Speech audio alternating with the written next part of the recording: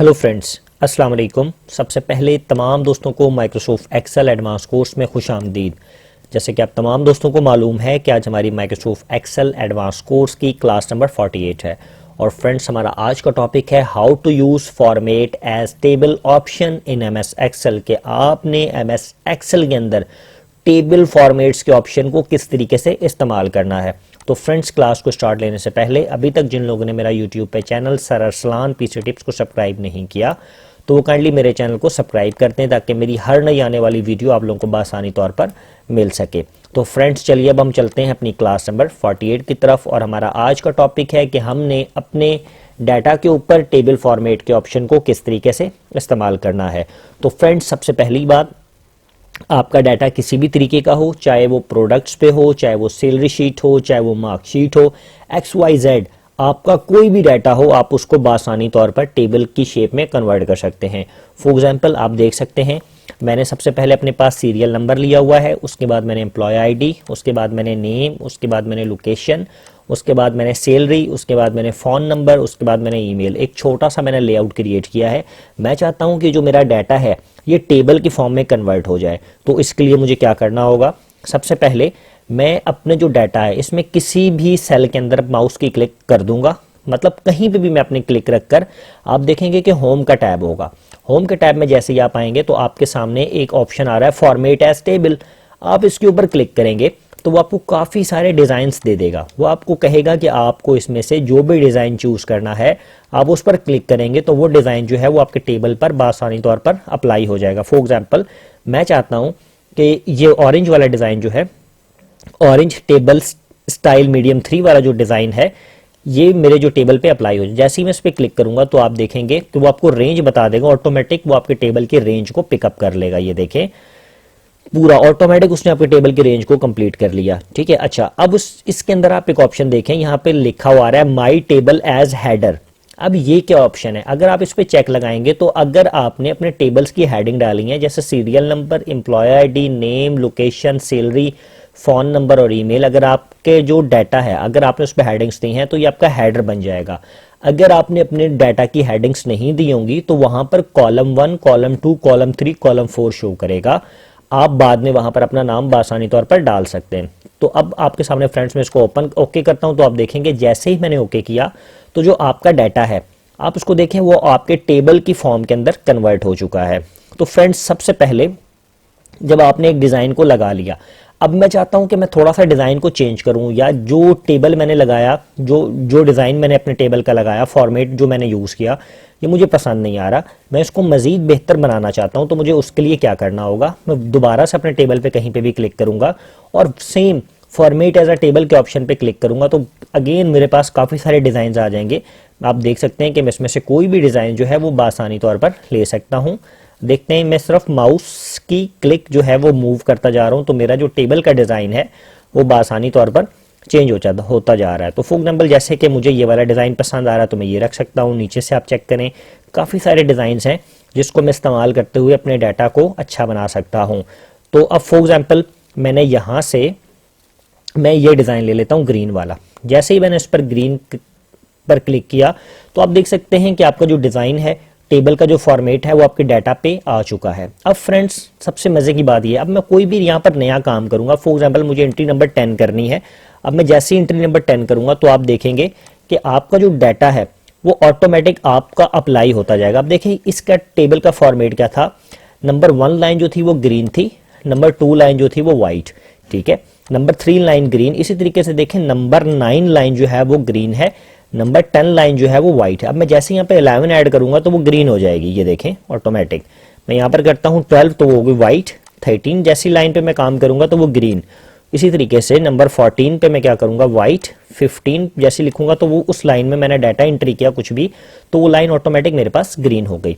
तो फ्रेंड्स, इसी तरीके से मैं आपको 1-2 फॉर्मेट्स और जो है वो लगा कर दिखाता हूँ। इसके बाद हम अपने टेबल को मजीद कस्टमाइज कैसे करेंगे वो मैं आपको समझाऊंगा। मैं यहाँ पर रख के कहीं पे भी क्लिक करके मैं इसका फॉर्मेट एज टेबल, मैं इसको ये वाला फॉर्मेट ले लेता हूँ जो कि मैं चाहता हूँ कि मुझे ये फॉर्मेट चाहिए। मैं ये ब्लैक फॉर्मेट लेता हूँ आप लोगों को समझाने के लिए। मैंने ये वाला फॉर्मेट ले लिया फ्रेंड्स, ठीक है। अब देखें आप यहाँ पर जैसे ही 16 लिखेंगे ना तो आपके वो कलराइज में आपका डाटा कन्वर्ट होता जाएगा। 16, 17, ये देखें 18। मैं इसको यहाँ से पकड़ के डिलीट कर देता हूँ एक बार। अब मैं इसको दोबारा से ऊपर आ जाता हूँ।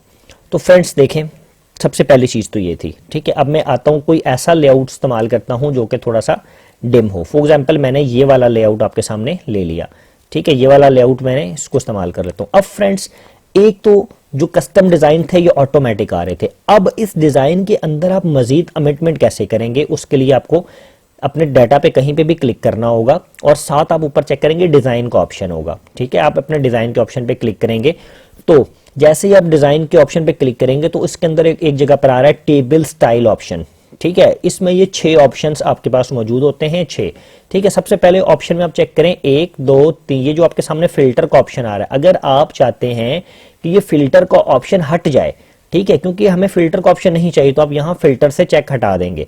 जैसे ही आप फिल्टर पे दोबारा से चेक लगाएंगे तो आपके सामने फिल्टर का ऑप्शन लग जाएगा। फिल्टर का ऑप्शन मैंने लास्ट क्लास में आप लोगों को समझाया था। ये सारी चीज़ें वही आ जाती हैं, फिल्टरेशन। अगर आप अपने डाटा में से फिल्टर लगाकर डाटा निकालना चाहते हैं तो वो ऑप्शन इस टेबल पर ऑन होगा। लेकिन मैं चाहता हूँ कि मुझे फिल्टर नहीं निकालना, तो मैं यहाँ पे फिल्टर से चेक हटा दूंगा। अब फ्रेंड्स मैं चाहता हूँ कि मेरा जो फर्स्ट कॉलम है, थोड़ा सा मैं डिज़ाइन, अब देखें मैं इस कॉलम से चेक हटा रहा हूँ। देखें ये बैंडेड रॉ से अब थोड़ा सा जो कलर है वो हट गया।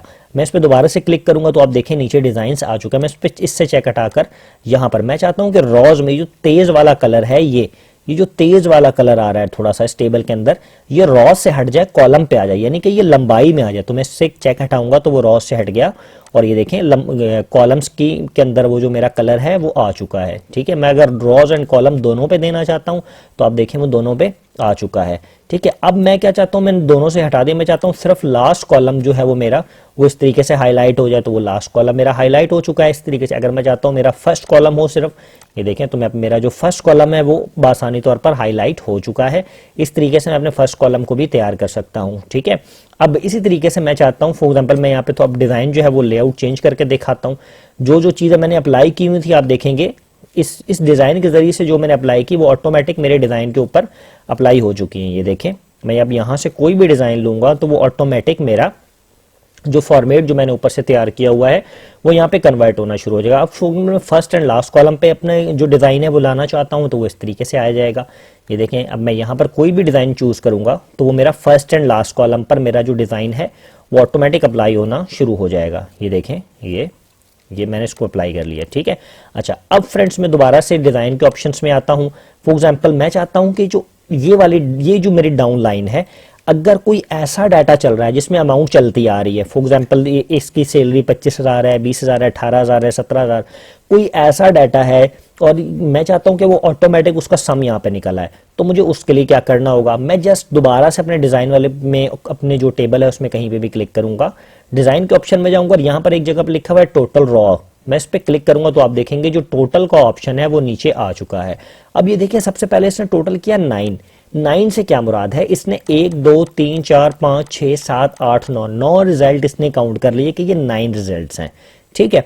इसी तरीके से फ़ोन नंबर है, आप इसमें भी काउंट के ऑप्शन को इस्तेमाल कर सकते हैं। ये देखें काउंट, ये भी 9 रिजल्ट्स आ रहे हैं।